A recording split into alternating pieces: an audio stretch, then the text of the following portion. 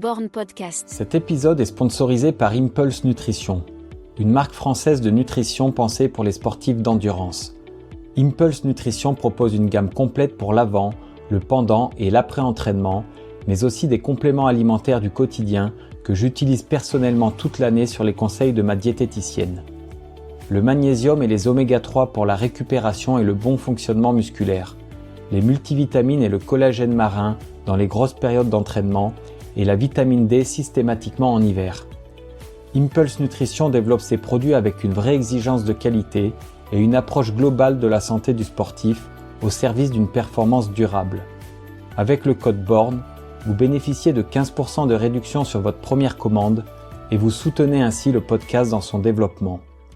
Merci à Impulse Nutrition et maintenant place à l'épisode. Born Podcast. C'est avec beaucoup de gentillesse que Benoît Boutron m'a reçu dans les locaux de RMC BFM pour répondre à mes questions sur sa pratique du running.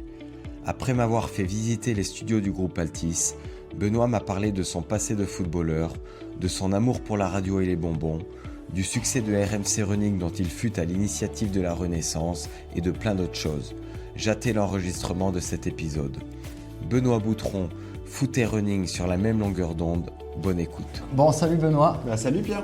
Merci de me recevoir dans les locaux de... C'est quoi, c'est la maison mère d'RMC en fait? C'est exactement. Altis, là. Il y a Ouais, tous les bureaux. Ouais, tout à fait. Ok. Donc tu es là dans le cœur du réacteur, quoi. Voilà, RMC BFM.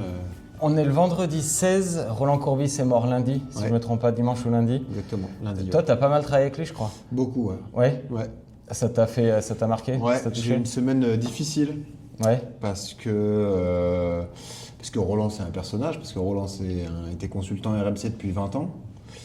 Et Roland, c'était surtout quelqu'un de très bienveillant, et qui a beaucoup toujours accompagné les jeunes. C'est-à-dire que Roland, il passait ses soirées, ses week-ends ici. Quand tu es jeune et que tu démarres à RMC, tu bosses le soir et le week-end. Ouais. Et tu te retrouves avec lui, assis à côté de lui, à avoir des discussions foot. Moi, je suis arrivé, j'avais 20 ans et il prenait personne de haut. Et au contraire, c'est quelqu'un qui savait te mettre en confiance et qui avait une vraie discussion avec toi sans juger, quoi, tu vois. Et ouais, c'est... Du coup, j'ai ressorti, j'avais lu il y a une quinzaine d'années son livre. Là. Ouais. Je me rappelais plus de la couverture, mais qui est vraiment à son image. Je sais pas si tu l'as lu. Il est à côté face à un Pinocchio. Oui, bien sûr, Ma vérité, sirène. quelque chose comme ouais, ça. Faut pas mentir, je sais plus comment il s'appelle, mais il est à son image. Et moi, RMC, c'est une radio que j'écoute. Ce que j'aime bien, c'est que vous n'avez pas peur d'avoir des personnalités comme ça. Bien sûr. Des têtes fortes. Bah oui, bien sûr. Mais Roland, si tu veux, Roland c'est RMC parce qu'il collait parfaitement à l'ADN que François Pesanti, notre ancien patron, a voulu mettre en place, c'est-à-dire radio d'opinion, de sport. Ouais. Et ils ont repris en 2001. Le premier consultant, c'était Jean-Michel Larquet. Le deuxième, c'était Luis Fernandez. Donc tu vois déjà des pointures, des grosses personnalités. Et il manquait une personnalité sudiste. Et Roland est arrivé là-dedans avec tous ses excès, avec son franc-parler, ses expressions inimitables. Et ça a tout de suite matché. Et ça a duré 20 ans parce que Roland, en débat, pour nous qui sommes journalistes, c'est un bonheur. Roland, il a un avis sur tout, il a des avis argumentés, il donne des solutions. Enfin, Et toi qui as un pied dans le foot, un pied dans l'athlé maintenant, est-ce que tu trouves que ça en athlé, ça manque ces fortes personnalités, que c'est un milieu beaucoup plus lisse? En fait, je trouve que ça manque, mais je ne sais pas si ce serait adapté. C'est différent en fait, tu vois. L'athlé, c'est un sport de besogneux, c'est un sport d'humilité. Donc en fait, est-ce que tu pourrais vraiment trouver des grandes gueules dans ce domaine-là? Je ne sais pas. Il y en a quand même. Regarde Jimmy Gressier, pour moi, c'est une grande gueule. Nous, c'est un régal dès qu'on le reçoit. À sa façon, notre consultant sur RMC Running, Yoann Durand, c'est une grande gueule parce que c'est quelqu'un qui s'exprime très bien, etc. Et en revanche, je trouve que ce côté-là, tu l'as un peu dans le trail. Parce que le trail, c'est des personnages. Ouais. Donc, à travers leur pratique, leur personnalité, tu peux l'avoir. Après, est-ce que... Ouais, mais hier, tu vois, j'étais avec Farouk Madassi, on parlait de la bagarre Mekissi Mais lui, c'est pareil, vraie personnalité, Farouk aussi. Ouais, mais tu vois, la bagarre en athlé, t'en as pas eu beaucoup. Il expliquait la gestion de crise avec Montel, enfin, ça existe, c'est rare, quoi, ce genre de scandale. Mais tu as cette bagarre aussi parce que déjà, il y a une concurrence entre deux hommes et que c'est deux très fortes personnalités aussi. Tu vois, Mehdi Bala, il a bossé chez nous. Maïdine Mekissi, on sait tous le personnage que c'est et le champion que c'était. Et... ouais, ça fait tilt un moment, c'est sûr, mais non, c'est... Je sais pas, pour moi, c'est des univers différents quand même, tu vois. Mais ouais, je vois ce que tu veux dire. Mais l'athlé, ça reste un sport noble où les gens travaillent dans l'ombre, travaillent durement. Exactement. Donc là, on est là pour parler de toi. Beaucoup Figure-toi que sur Insta, beaucoup m'ont demandé Ben Boutron, on aimerait bien l'entendre, tu vois, sur sa vie privée. Les gens aiment bien en fait les vies privées Ouais, bien sûr. des gens. Et j'ai vu que je crois que tu es de 88, on a à peu près le même âge. Tu peux m'expliquer un peu ta vie déjà de Bien sûr. sportive Donc moi j'ai grandi à côté d'Orléans, juste à côté d'Orléans dans le Loiret. Écoute, toujours une vie de sport parce que mon père a toujours été dans le sport et il nous a toujours dit avec mon grand frère que le sport c'était l'école de la vie et qu'il fallait faire du sport. Donc j'ai démarré par le foot et le judo jeune. Ouais. J'ai arrêté le judo à 10 ans mais j'ai continué le foot, j'ai fait du foot pendant 30 ans en fait. À Orléans Orléans, ouais, banlieue orléanaise. Ça devait être un bon niveau Orléans. Bon niveau, ouais. Au début club de village et puis après vers la fin de l'adolescence, je suis parti dans un club un peu plus grand. L'équipe première jouait en CFA2. Moi, j'étais donc c'est National 3 aujourd'hui. Ouais. Moi, j'étais jeune. On terminait les moins de 18 et puis après, j'ai commencé à m'entraîner un peu avec eux sur le passage en senior. Et c'était quel club ça? C'était Saint-Privé Saint-Hilaire le club. Ok. Voilà, c'est juste à côté. Un club qui était dans le groupe des Girondins de Bordeaux encore la semaine dernière. Ouais. Donc un bon club, tu vois, mais un club un peu sans moyens. L'histoire qui était sympa, c'est que mon père était à l'origine aussi de la création de ce club avec des copains, donc il y avait un peu un côté un peu comme ça familial, tu vois. Mais après, tu sais, c'est comme beaucoup, c'est qu'il y a le choix des études et moi j'ai dû monter à Paris pour faire une école de radio. Donc j'ai dû mettre de côté un peu le foot. Ok. Et j'ai continué la pratique avec les potes d'ici. On avait une équipe du samedi matin et on faisait du foot le samedi matin comme ça. Et c'est pas du journalisme, c'est encore autre chose, une école de radio? C'est pas du journalisme? C'est un peu autre chose parce que c'est très orienté radio, donc c'est le média radio. Et dans cette école, tu pouvais choisir soit d'être technicien radio, soit d'être animateur radio, ce qui est différent, soit une filière journalisme radio. Voilà. Et toi, journalisme radio donc? Ouais, parce que en fait, l'histoire, c'est que moi, le sport, c'est ma passion. Et qu'il se trouve que justement, quand je sortais des cours et que j'allais soit à l'entraînement de foot, soit je rentrais chez moi, j'écoutais à l'époque Louis Attaque, qui était ce concept, si tu veux, de 16h à 18h tous les jours, avec Luis Fernandez et sa personnalité hors norme, incroyable, et à côté le petit jeune Florian Janton, qui est un ami aujourd'hui d'ailleurs, et qui avait ce côté un peu, moi j'adorais ce rapport, pas père-fils, mais un peu, c'est ça, deux générations qui se parlaient, l'ancien footeux, le journaliste, du chambrage et tout, et moi c'est le ton qui m'a plu, si tu veux. Et je me suis dit, moi, mon rêve un jour, c'est d'être comme ça. Faire des émissions comme ça tous les jours. J'adorais le foot, forcément. Et de me dire, tu es avec une personnalité, tu te régales, tu accueilles des gens et tout. J'ai eu un coup de foudre pour la radio, en fait. Parce que je me suis dit, c'est un média passionnant, un média d'instantané, de direct. Moi, j'ai toujours été fasciné par les journalistes radio, les commentateurs. Ouais. Mais vraiment, quand ils commentaient les matchs de foot. Ouais. Et tu vois, si bien qu'au jeu, je me rappelle, aux Jeux Olympiques de Paris, il y a des sports que j'aime pas trop. Je me rappelle du basket à 3. Ouais. Et je regardais pas à la télé. Quand on est allé loin, les Français, je sais plus ce qu'on avait fait comme médaille. Et je regardais pas à la télé, j'écoutais RMC. Parce que les gars gueulent et ça me faisait beaucoup plus vivre le match. Ouais, c'est différent. La télé, t'es cadré, tu fais attention à ton image, etc. La radio, c'est. Puis nous, on a axé notre force là-dessus, si tu veux, la force, la passion, le commentaire.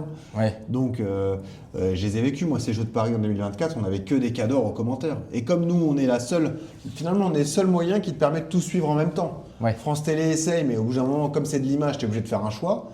Nous, on peut. Nous, tu peux suivre un match de volley et faire suivre un match de basket 3-3 en même temps. Et non, les jeux, c'était incroyable. Et c'est vraiment un métier de passion parce que les mecs qui aiment le sport, tu le sens tout de suite. Ceux qui commentent un sport qu'ils n'aiment pas trop aussi, tu le vois tout de suite. Alors après, en fait, le sport, ça reste du sport. Même si au départ, tu n'es pas spécialiste, dès que tu as capté un peu les règles, nous, en plus, on s'appuie toujours sur des personnes qui ont des grandes connaissances sur ces sports-là. Tu vois, le hockey sur gazon, on avait un coach national. Moi, j'ai eu la chance de commenter le triathlon.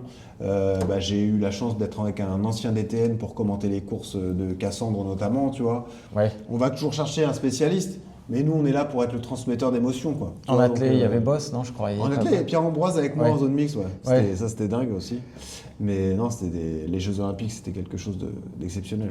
Et l'athlète, alors on va en parler. Est-ce que RMC Running, par contre, je ne connais pas bien l'histoire. Comment c'est né? C'est né de RMC Running, alors RMC Running, ça existait auparavant avec Gilbert Bribois et Mehdi Bala. C'est né comme ça. Ok, ouais.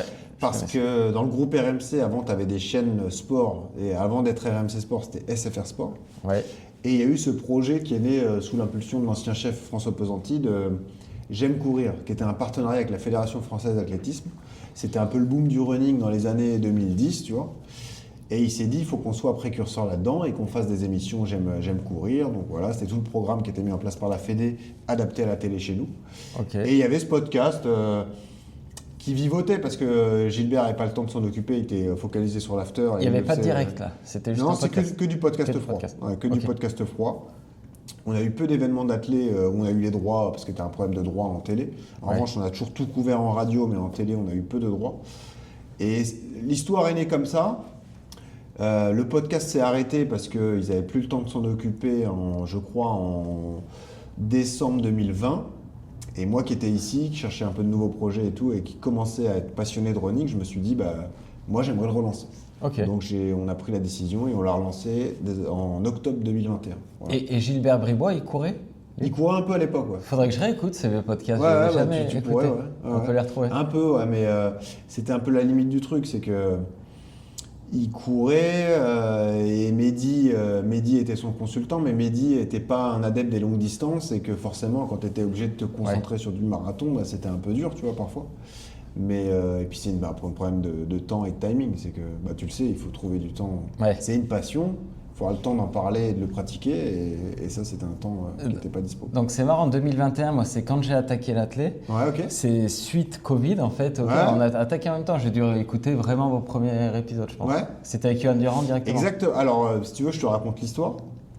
Donc moi, je demande à la direction de relancer le podcast, sans moyens au départ. Et sans personne. C'est-à-dire qu'on est deux, il y a le producteur avec moi et la personne qui fait la réalisation. En fait, on lance vraiment le truc à trois. C'est-à-dire que c'est une petite boutique artisanale dans un gros média, donc c'est un peu particulier. Ouais.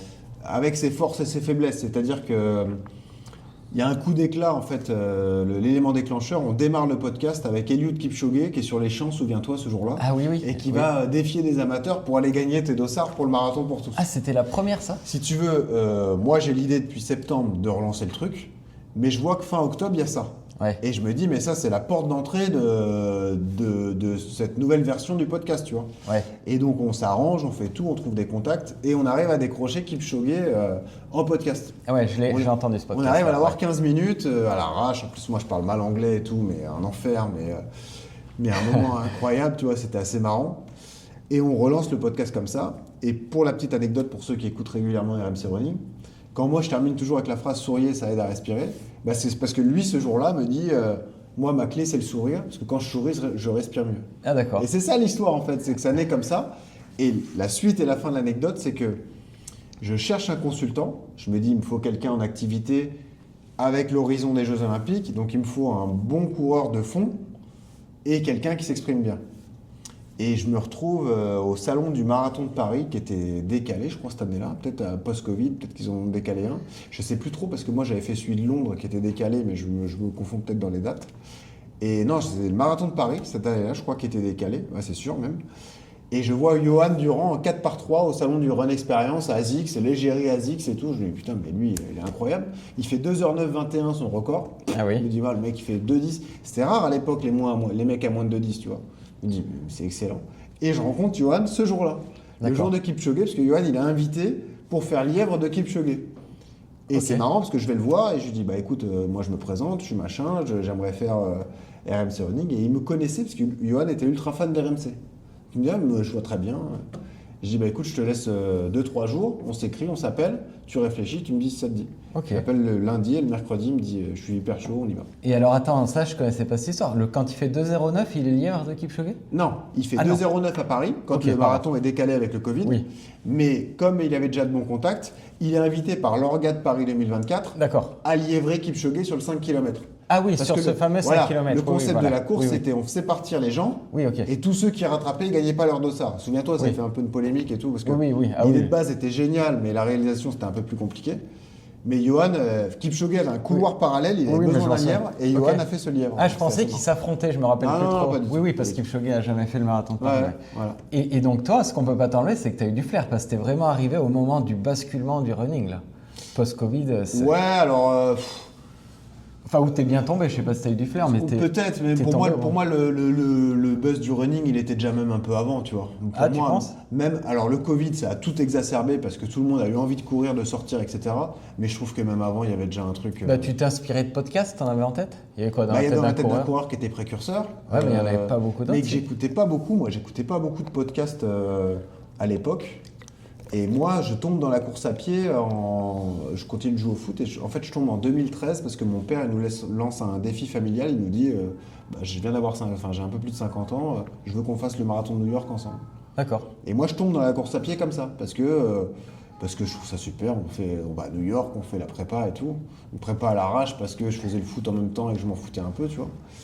Et je tombe amoureux de la course à pied à ce moment-là. Et tu l'as fait New York? Ah, je l'ai fait 2 fois. D'accord. 2013-2014 du coup. Ok, tu as déjà raconté ça? Je l'ai jamais entendu. Je sais pas, C'est la difficulté de ça, c'est que nous on parle peu de nous en fait dans le podcast. Là on le change un peu en 2026, mais on préfère privilégier les invités à notre histoire personnelle, tu vois. Donc, Ah bah moi tu vois c'est marrant parce que là j'ai écouté les deux où vous parlez de vous et j'aimais bien à chaque fois quand pour Johan Durand vous faites un bilan de sa saison. Mais alors, j'aime beaucoup ça. Eh ben on le fait parce que les gens nous l'ont réclamé en fait. Ouais. Et que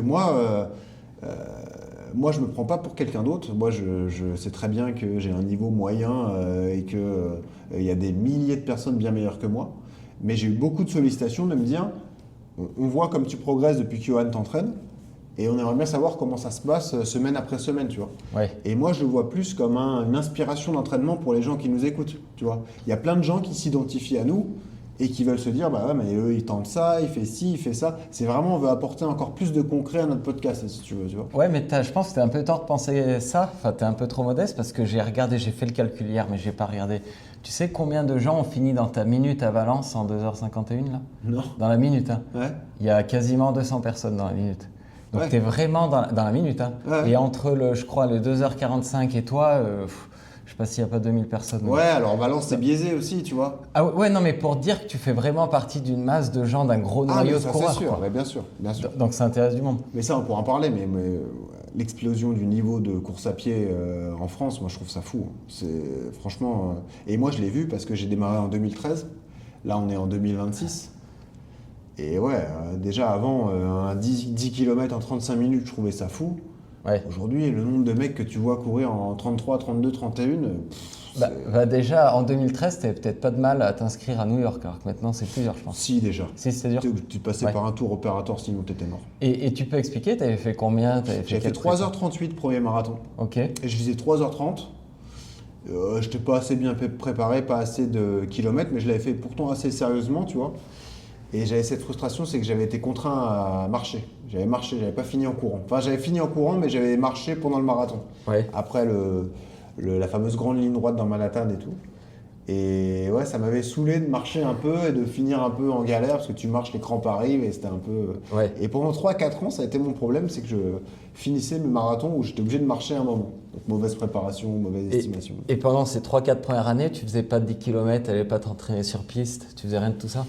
Je faisais moins de qualité dans l'entraînement, ouais. Encore une autre anecdote, c'est que je me suis mis sur Strava à ce moment-là, je pense.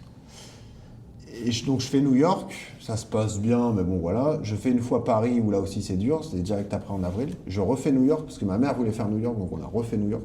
On avait emmené mon ami Greg Coupé, l'ancien gardien de Lyon d'ailleurs. Ouais, qui est pono comme moi. Ouais. Ah bah Ok. exactement, voilà. Ouais. Ce qu'il avait offert, c'était le cadeau d'anniversaire de sa femme, Carole d'ailleurs. C'était une histoire folle, tu vois. Et pareil, je fais 3h33 la deuxième année à New York. Et pareil, je marche un peu, je suis un peu deg parce que voilà, je me dis là cette fois je vais aller moins de 3h30 et j'y arrive pas. Bon. Et ouais, j'avais cette problématique là au début, mais j'étais pas assez bien. Là avec le recul aujourd'hui, c'est facile à dire, mais j'étais pas assez bien entraîné pour aller chercher mieux et le vivre mieux. Voilà. Ok. Et quand est-ce que tu as vraiment commencé à courir sérieusement là? Franchement, c'est quand Johan il a commencé à m'entraîner. Ouais. Mais je pense que c'est il y a à un moment j'ai totalement arrêté le foot avec mes potes le samedi matin parce que différentes raisons. Le samedi ça devenait compliqué. Moi je suis devenu papa aussi en 2019, donc ma fille commençait à grandir. C'était galère d'aller prendre le samedi matin pour aller jouer au foot et tout. La course à pied tu le pratiques quand tu veux. Et les mecs se blessaient. Il y avait des mecs de mon âge qui se faisaient le tendon d'Achille, le truc et tout. Tu vois le truc. Tu vas le samedi matin jouer, il y a un mec qui se fait une grosse blessure. Tu te dis bon. Et dès qu'il m'a coaché, structuré, là je me suis dit, bah allez, on essaie de le faire un peu sérieusement, on va voir ce que ça vaut, tu vois. Ouais. Et là c'est fou parce que j'ai vu les chronos descendre assez vite, quoi, tu vois.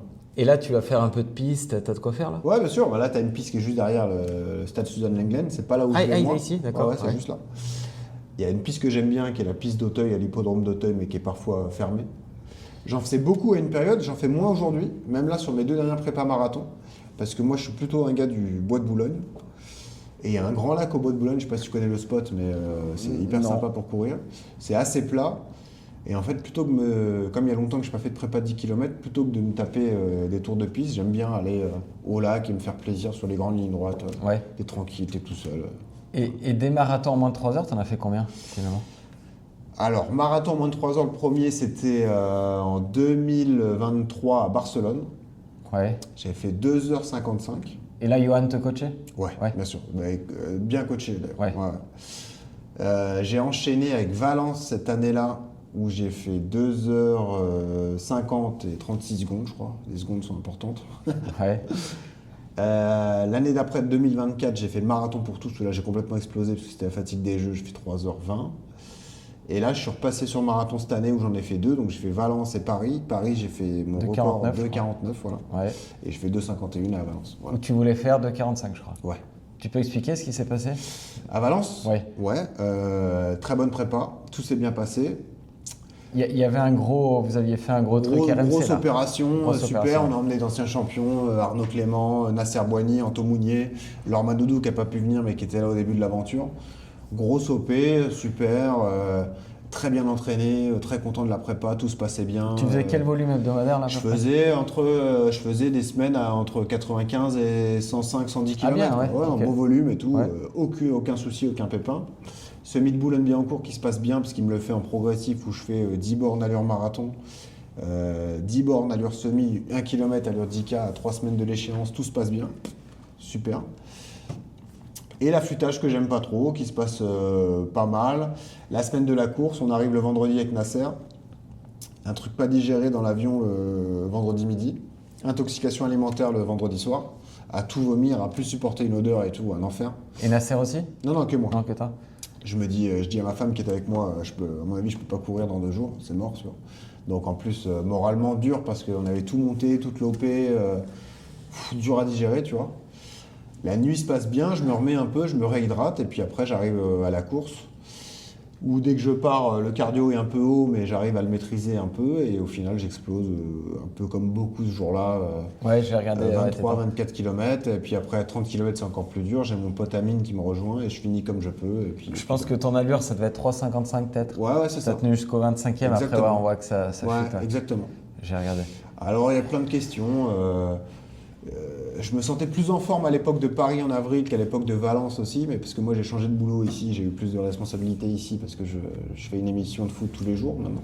Ouais. Donc j'ai moins de temps aussi pour m'entraîner. J'avais mis de côté les à côté de renfort musculaire, etc. Donc je me sentais moins costaud aussi moi.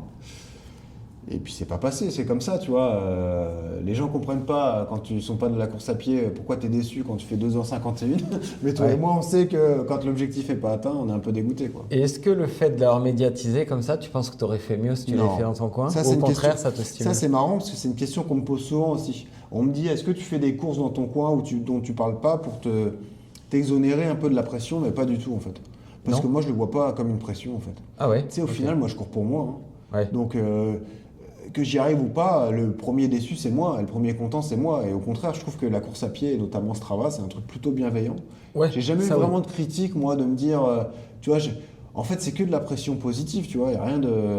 Ouais. Et il y a un autre truc, c'est que moi, j'ai appris à dédramatiser, c'est que je suis tellement passionné par ça aujourd'hui, ça fait tellement partie de ma vie, que même si l'objectif, il saute, et ben je le referai après, tu vois. Ouais, non, mais je suis d'accord. Mais du coup, ça reste un week-end presque de boulot pour toi, parce qu'il faut quand même des athlètes, tu as des... Ça, oui, on me l'a dit aussi, parce que la veille, on avait fait un super run communautaire, mais franchement, c'est pas une excuse. Ah ouais? Ah bah moi, tu vois, là, j'ai couvert le marathon de Valence un peu avec mes micros, sans participer, je me suis régalé. L'an prochain, je le cours à fond, je laisse mes micros chez moi, je veux pas entendre parler. Mais ça, je comprends. Après, c'est chacun sa façon de faire et sa personnalité, tu vois.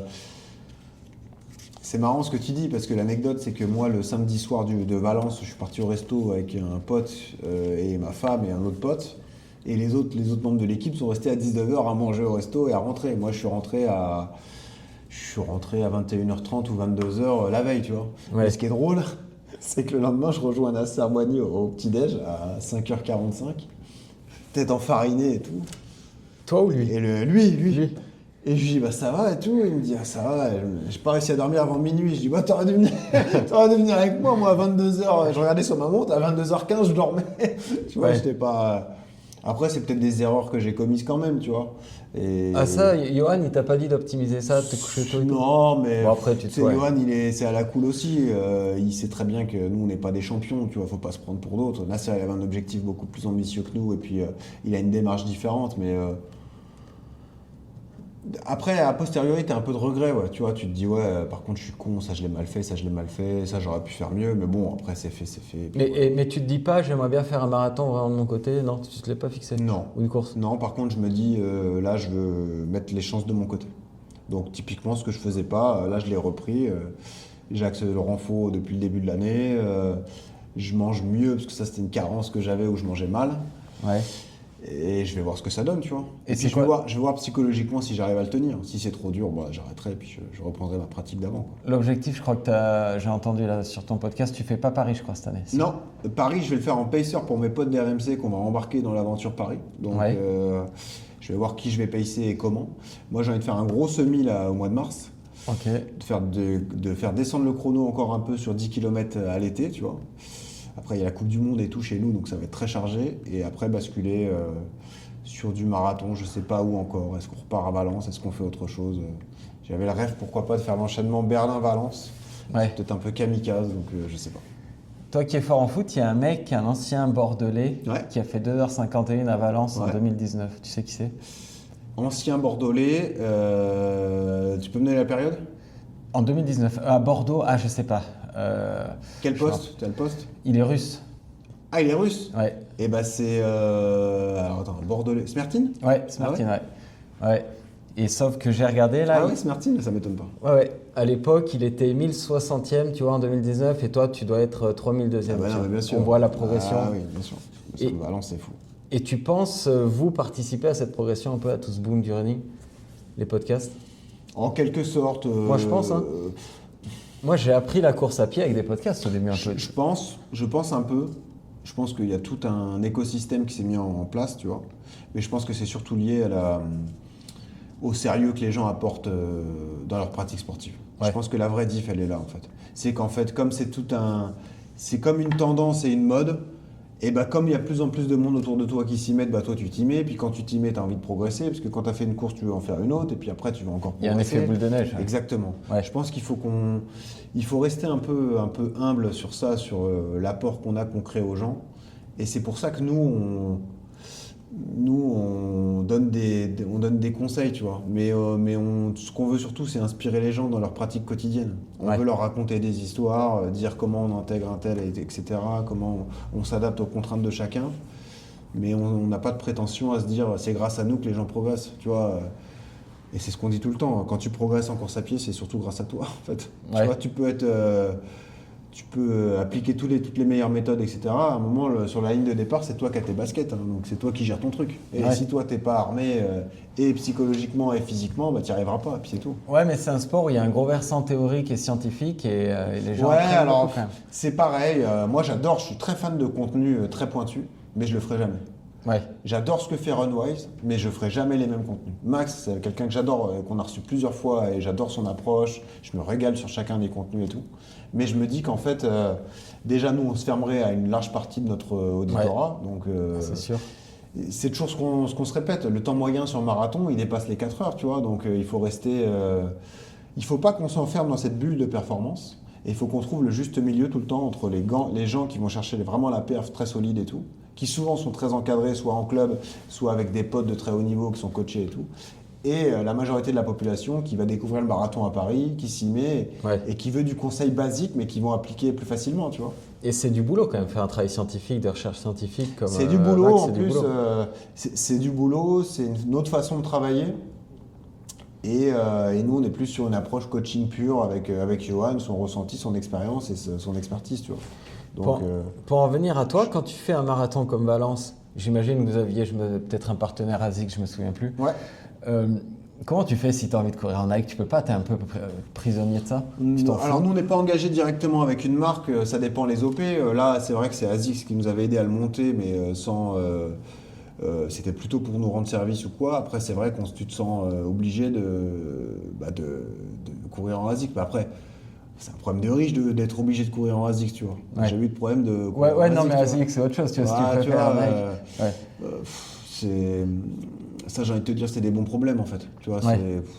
Parce qu'une question un peu bête, mais quand tu vas à Valence un week-end, t'es payé, c'est dans le cadre du travail? Non. Non. Non, Ok. moi je ne travaille pas. J'avais posé 4 jours moi pour Valence. Ah, t'avais posé jeudi, 4 vendredi, samedi, dimanche. C'est de Ok. la passion pure. Ouais. Ouais. Après, je vais pas te mentir, je paye pas mon voyage, je paye pas mon dossard. Oui. Mais c'est du temps de travail, mais que je considère pas comme du travail. Tu vois. Ouais. Et d'ailleurs, ici à RMC, je suis pas payé pour faire ça. Je le fais parce que je suis passionné. Et que Le j'ai envie podcast Ouais. D'accord. Et j'ai envie de le développer. D'accord. Ouais. Ouais, non, ça peut paraître fou, mais je te dis, ce que je te disais au début, c'est que c'est une structure artisanale dans un gros paquebot. On peut vivre d'un podcast comme ça, tu crois? On peut vivre quand on fait que ça et qu'on s'y met à fond. Ouais. Et moi, j'ai beaucoup de respect pour ceux qui sont partis de pas grand-chose et qui ont monté des grosses structures. Et ça, c'est impressionnant. Parce Ouais. que... Mais la question se pose. Après, est-ce que tu es prêt à faire que ça? Ouais. C'est toujours pareil. C'est On peut un pas. choix de vie. Pardon, je sais que t'es pressé. On peut Non, parler je un t'en tout prie. petit peu des kilomètres. Ouais. J'ai vu que tu avais fait moins de 35 quand même, ouais, je pense. Ouais. Ouais. 2 fois. À 2 fois, ouais. 2 fois et 2 fois de suite, quasiment en un mois, au 10K Oka, la première édition en 2024. Ouais. J'étais pacé par Nasser ce jour-là, qui était venu m'aider. J'ai fait 34,53, je crois. Et 4 semaines après, j'ai fait le 10K de la Tour Eiffel en 34,47. Ouais. C'est une allure que t'aimes bien parce que des fois on n'aime pas bien hein, quand on s'y met tard. Le 10 km, c'est dur quand même. C'est dur. J'ai longtemps eu ce plafond du 3,30 au kilo, qui est je trouve qu'il y a une allure mythique quand même, qui est une allure dure, qui est une allure difficile à appréhender, à bien acquérir. Ouais. Mais j'ai pris beaucoup de plaisir à le faire. Ouais. Et c'est vraiment ce que j'ai envie de refaire là. J'ai envie de refaire de la vitesse et voir jusqu'où je peux descendre le chrono sur 10K. Ouais. Et pourquoi pas un 5, un 3000 pistes, t'as pas envie? Non, parce que là, on est dans une autre démarche. Là, tu rentres dans une structure un peu club, compète, officielle et tout. Moi, je suis plus dans le grand public. Je fais les 10K et puis ça me va très bien. Ouais, toi, t'as pas de club. Non. J'ai vu, ouais. Est-ce que t'as des petites anecdotes podcast avec je sais pas, des invités Ouais, bah. Enfin, des gars, je sais pas, que vous avez invité, qui vous dit c'est 10 000 euros, je sais pas, enfin vous avez des trucs? Non, je peux te raconter quelques trucs. Je peux te raconter Paula Radcliffe la première fois qu'on l'a fait. Moi, je suis fasciné parce que Johan la connaît parce qu'elle vit à Font-Romeu. Paula Radcliffe, pour resituer, je pense que tes auditeurs le savent. Mais, elle parle français en plus. Ouais. Record du marathon féminin pendant 16 ans, une comète britannique incroyable, une popularité. Ses sœurs, Paula Radcliffe, hein, c'est quelqu'un. Je crois que c'est 2,15 ans qu'elle a fait. Ah ouais, c'est ça. Et c'était un chrono mythique à aller chercher, même pour les hommes, quand ils débutaient sur le marathon. Donc, une sympathie. Et moi, j'étais bluffé par ce milieu-là. Moi, je venais du foot en plus. Donc, les mecs beaucoup plus difficiles à aller chercher, à aborder et tout. Donc, ça, c'était un moment dingue.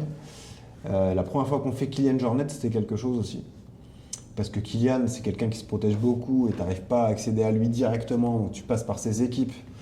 Tu n'as jamais vraiment le numéro de Kylian. Donc, tu dis, et nous, on avait dit ce jour-là, on l'enregistre le mardi à 20h. Et voici ce lien de connexion. Tu te connectes mardi à 20h. Et mardi à 19h59, il s'est connecté. Ouais, ah ouais, et donc il nous vous a dit, étiez jamais sûr. Emily et les enfants dorment, on a tout le temps que vous voulez. On a fait 2 heures, c'était incroyable. Tu vois, il y a eu des moments comme ça. Mais avec l'étiquette RMC, ça doit pas être trop compliqué de contacter les Alors gars. ça nous aide beaucoup, je t'avoue. Oui. Ça, c'est une chance qu'on a par rapport aux concurrents, c'est que moi, j'ai eu Kipchoge avant de lancer le podcast, donc c'est la preuve qu'on a une marque reconnue et respectée. Quand je lui donne le micro RMC Sport, il me dit je connais parce qu'il regardait l'UFC sur RMC Sport. Ouais. C'était ouf. Et une anecdote un peu plus marrante sur un invité, et j'en suis très fier de ça, parce que ça résume un peu qui on est. On reçoit Duncan Perilla au lendemain d'un échec à Rotterdam. Il est effondré. Il est tellement sympa qu'il vient nous voir et tout. C'est un mec. J'aimerais bien l'avoir. C'est un mec fascinant, gentil, adorable, et hyper talentueux en plus. Donc voilà. Mais un peu bohème, un peu. Écoute, il est au fond du seau. Et il nous dit j'en ai marre, la route ça me saoule, j'ai envie d'aller faire un trail et un ultra trail. Et il me dit putain, mais je rêve de faire une épreuve UTMB, mais j'ai pas de dossard. Et nous on était en pleine période de négo avec l'UTMB. Donc j'appelle la personne qui était responsable à l'époque et je dis j'ai Duncan qui a envie de faire un truc et tout, est-ce que tu pourrais lui avoir un dossard à l'Ultra Trail de Saint-Jacques? Ouais, du Saint-Jacques là. Ouais, de Saint-Jacques de Compostelle. Il me dit ok, elle me dit ok et tout machin. Il y va, il a gagné. Ouais. C'était incroyable. On l'envoie, il y va, il a gagné. Non, mais c'est Duncan quoi. Tu vois, c'est un truc de ouf. Et il y en a déjà un que t'aimerais absolument avoir qui ouais, veut pas. il y en a un après qui je cours. On peut savoir qui c'est ou pas Bon, je vais te le dire. C'est Hicham El Guerrouj. On court Ah après, ouais. on n'est pas loin. Ah ouais, et pourquoi Parce que c'est quelqu'un qui aime pas trop ça, parce que. Parce putain, qu'il a fait Hicham sa El vie, Guerrouj, ce serait bien. Pour moi, c'est légende ultime. Hicham, c'est Ouais. un record du monde qui tient toujours. Hicham, c'est le GOAT. Donc, ouais, après, honnêtement, la chance qu'on a, c'est que dans les gens qu'on voulait avoir, on a eu beaucoup de personnalités. Mais encore une fois, nous, on prend beaucoup de plaisir aussi à encadrer les gens sur la durée. Et le vrai kiff qu'on a avec Johan, c'est de créer des histoires, suivre des amateurs et voir le bonheur dans leurs yeux quand l'objectif est accompli. Tu vois. Ouais. L'année dernière, Marathon de Paris, on avait fait gagner des dossards à des personnes. C'est les proches qui les avaient inscrits, donc c'était même pas eux directement. C'était Ouais. Mariette et Lucie. Donc elles apprennent dans le podcast qu'elles vont faire le Marathon de Paris, t'imagines le délire. Et l'émotion, les voir préparer ça à fond et leur émotion à l'arrivée, c'est un truc de fou, quoi. Tu vois, et là, tu as raison, on revient à ce que tu disais, on se dit, bah là, je suis peut-être utile pour un truc, quoi, tu vois. Si, j'ai une dernière question qui me vient comme ça, que je n'avais pas préparée avant, deux dernières. Quel est l'intérêt pour RMC le projet d'Aurélien Louvet? Quel est l'intérêt de le suivre? Bah, l'intérêt, c'est pas du tout un jugement de valeur, mais non, mais je comprends pas j'entends la question. L'intérêt. Parce que ça doit coûter de l'argent, ça, pour le coup. L'intérêt, il est double. L'intérêt, il est que nous, c'est quelqu'un en qui on a cru, donc qu'on a voulu accompagner dans son projet. Ouais. C'est quelqu'un avec qui on s'entend très bien et qui est fascinant. Et c'est toujours cette démarche de projet inspirant, donc allons-y, quoi. Voilà. Ouais. On t'accompagne et on y va. Et les décisions de prendre les risques ou non, sur des dossiers comme celui-là, c'est pas nous qui allons les prendre. Ouais. En revanche, nous, on donne notre aval et nous, on est à fond pour... parce que c'est de l'inspiration pure, tu vois. Ok. Je sais que ça a été décrié, mais nous, on a trouvé ça fascinant de découvrir tous les majeurs sur une année avec un tel niveau de performance, quoi. Ouais. Ouais. Est-ce que tu peux me citer comme ça 3 footballeurs qui ont couru le marathon en moins de 3 heures? Est-ce qu'Ariane Robben l'a fait, je pense? Ouais. Rotterdam, je crois. Tu m'as dit 2023. Smertine. Ouais. Et un autre footeux qui court bien, Anto Mounier, mon pote. Anto Mounier, Après, j'ai vu, il y a Luis Enrique en 2007. Ah, ça m'étonne pas. Dingo de sport. Ouais, il fait beaucoup de vélo. Dingo de Et sport. il y a Raoul qui a fait. Ouais. Mais les footeux, globalement, sont pas très forts en marathon. Hein, Non, parce que c'est pas le même effort. Ouais. Non, moi, il y a un mec qui m'avait bluffé l'année où je fais Londres. Je sais plus quelle année, je crois que c'est 2022. J'ai regardé les classements et j'ai vu Jenson Button qui avait fait 2h50. Ah, on m'en a parlé il y a pas longtemps, ouf. de Button. Ouais. Pilote de Formule 1. Et là, c'est là où tu te dis, même là, les mecs, physiquement, ils sont tellement affûtés, taillés que c'est impressionnant. Ceux qui sont très forts, c'est les cyclistes. Il y a Tom Dumoulin. Nasser, nous, c'est notre pépite. Et Nasser, ouais. Une dernière question. Une source que tu connais bien m'a dit que tu aimais beaucoup les bonbons. Ah oui, tu vois, c'est ça, c'est une résolution de 2026. Fini, terminé les bonbons. T'as pris combien de glucides par heure à Valence, tu sais? Ouais, je prenais un gel par toutes les 25 minutes. Ok. Ouais, tu dois pas être loin de 80 grammes. 80 grammes. Non, ça c'est pas une excuse à la performance. Dans un schtroumpf, il y a 6 grammes de glucides. Ouais. Combien faut en manger en 1 heure pour avoir 90 grammes de glucides par heure? Faut un paquet. Eh ben 15, ouais. Voilà. Ouais. T'en es capable? Oh, j'aurais pu. Mais c'est bon. Il y a glucides et puis il y a tout ce qu'il y a avec, donc c'est ça le problème. Bon, je t'ai pris un paquet, je crois que tu cours dimanche à Montmartre. Bah oui, bien sûr. Donc on s'y verra peut-être. Eh bah super. Merci beaucoup. À mon avis, on n'aura pas le même objectif. Ah ouais, non, je reprends, moi, ça va être tranquille. Ah non, moi je pense que je suis pas très en forme non plus, donc allez, on se verra là-bas. Merci beaucoup, Pierre, c'était cool. Super. Et à bientôt. Bravo pour ton podcast. Merci bien.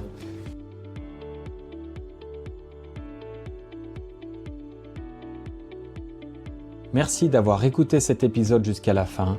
Merci à Impulse Nutrition de soutenir le podcast. Pensez à utiliser le code BORN pour bénéficier de 15% lors de votre première commande. Et n'oubliez pas de vous abonner à la chaîne pour ne manquer aucun épisode. À bientôt sur Born Podcast.